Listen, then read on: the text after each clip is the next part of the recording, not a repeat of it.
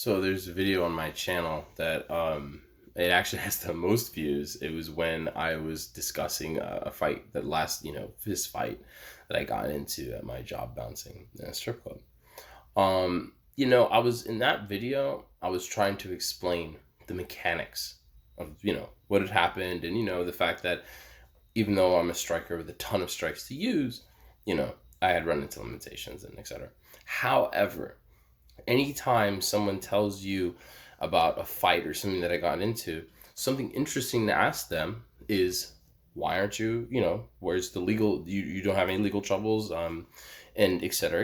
And just, to get those information. I promise you, a lot of the times that person is going to have some information for you, we like you to tell, especially bouncers, we like to get to the fun stuff, you know what I'm saying? People are always asking us stories and stuff like that, so we do that.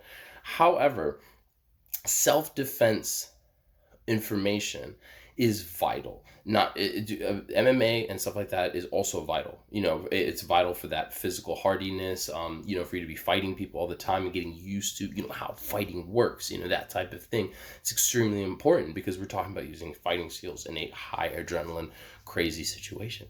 However, there is still the before and the after for a variety of different varying degrees.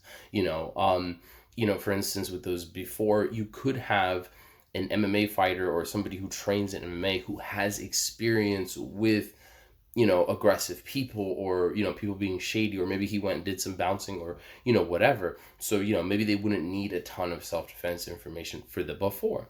However, when you learn, especially to fight well, right, a lot of that stuff can become extremely dangerous outside of your gym. You guys, you guys are used to blocking and slipping and, and checking kicks and, and do all these types of things. And you're used to dealing with somebody who knows how to deal with you because, you're doing the right kind of honorable thing, right? You are fighting guys who are good, right? When you get out there, you nail somebody with the right hand and they hit their head on the concrete, you know what I mean? You could have an issue, and actually, now that I bring this up, when I look at some of these videos of MMA fighters using force, in the real world, I'm actually pretty impressed with the restraint that they show, at least most of the time. You know what I'm saying? But yeah, so let's look at that fight really quickly. Okay. So, first of all, I'm doing my job. Okay. So that already, I definitely don't have the type of protections that a police officer would have, you know what I mean? But there are protections for, they're not, probably the greatest, and bouncers still get in trouble all the time.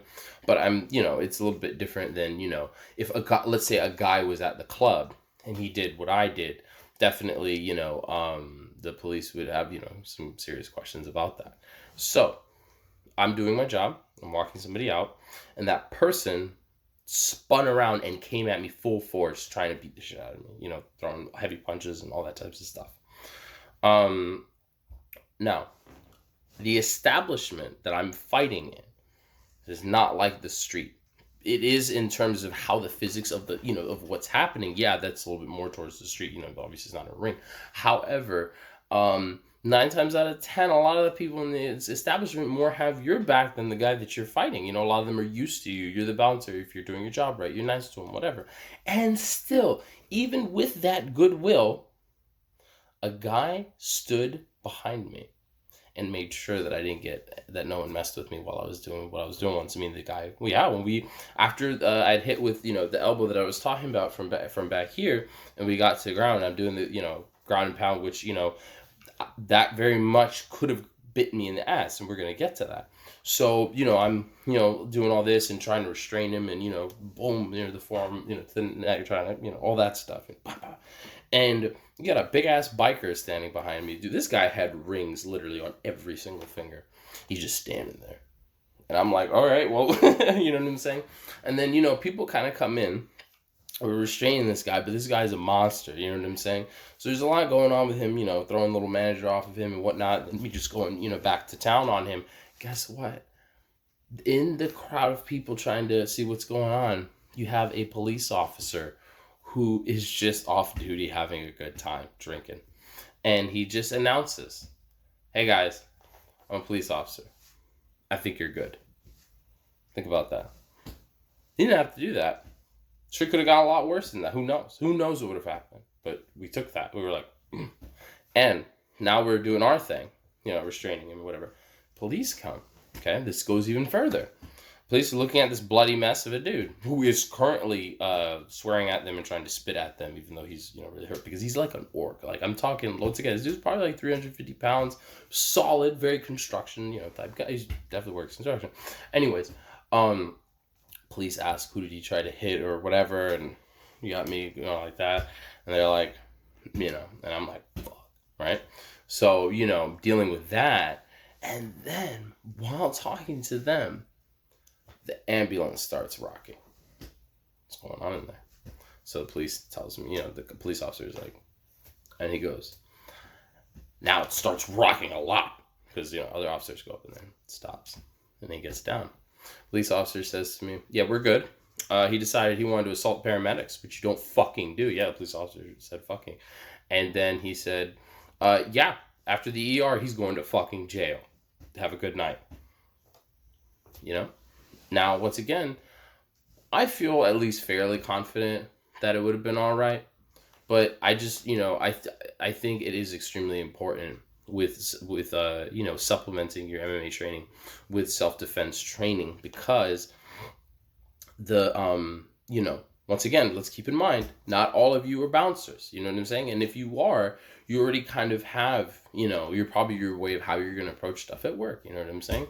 However, for those who have literally no legal reasons or whatever past self-defense, you know what I'm saying? You aren't working, you know what I mean? That's why, that self-defense information is extremely important. It's going to help you with, dealing with, those, ambushes, robbery, a lot of stuff that like myself, I could also work on with you, but it's not, that's why this channel is kind of geared towards, young guys just blasting off. Like, you know what I'm saying? Like you've had, a few years in that, MMA gym, like you're really in there, you know what I'm saying? You're coming along, maybe your first couple of fights about to come out, but you need that help with someone who's experienced with, going that route as a man, and also dealing with the society and the different things that will manifest outside of the ring. That's kind of, where my thing comes in. You're a self-defense guy, but you're young. You know what I'm saying? Like that's, I start coming in like, hey man, these are my experiences, as a bouncer or whatever. If you're a traditional guy, it's like, hey man, I did that too. And, a lot of traditional techniques, if you can put them into this structure, they're going to do fine. You know what I'm saying? Like that, that's MMA essentially. Shit, look at K1. Those guys originally, K1 Glory Kickboxers, these are guys who's MMA on the feet. It's just a mixture of martial arts that they're doing, but on their feet, So a lot of those traditional techniques can come in, as long as you learn how to do it from here and you can defend yourself, you know what I mean? Or at least that's my viewpoint. And so that's kind of the ideas in this channel, So once again, yeah, you're just getting there. You're starting to really become strong and powerful. You're young. You know what I mean? Definitely start looking into active self-protection. Lee Morrison, Jeff Thompson, Rory Miller, Tim Larkin, because these guys, it's not just that they understand violence. I mean, hey, me and a lot of bouncers do too, don't we? No. Those guys are great because they're going to take you on the whole journey, And I also recommend reviewing the laws of your state or your country. This is all very important, because as much as we would like to trust our own mind about how we see these things and our judgment, you know what I'm saying? Unfortunately, it ain't Streets of Rage. It ain't Double Dragon out there. You know what I'm saying? Like, it ain't the Warriors. You can't just be out there just, rah, rah, rah. Oh yeah, I did the right thing. There's a lot more that comes into it. And so yeah, please, MMA and self-defense, they're both very, very important.